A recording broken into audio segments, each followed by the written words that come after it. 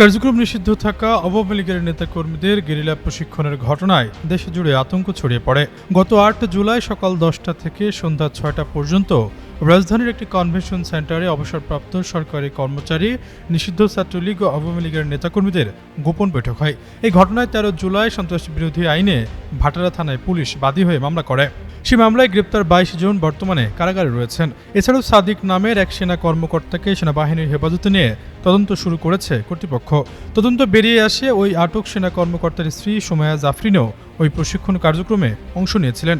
বিষয়টি প্রকাশ্যে আসার পর সেনা কর্মকর্তার স্ত্রীকে সম্প্রতি ডিবি হেফাজতে নেওয়া হয়। পরে রাজধানীর ভাটারা থানায় সন্ত্রাস বিরোধী মামলায় তাকে গ্রেপ্তার দেখিয়ে আদালতে হাজির করা হয়। আদালতে রিমান্ড চলাকালীন সময়ে বিচারককে জাফরিন বলেন, আগে থেকে ওটা অ্যারেঞ্জ করা ছিল। সেখানে ইনভাইটেশন পেয়ে তিনি ও তার হাজব্যান্ড কিছু সময়ের জন্য অংশ নিয়েছিলেন। তিনি আরও জানান, এএসপি পরিচয়ে অন্য কেউ জায়গাটা ভাড়া করেছিল, সেটা তার ওপর চাপানো হচ্ছে।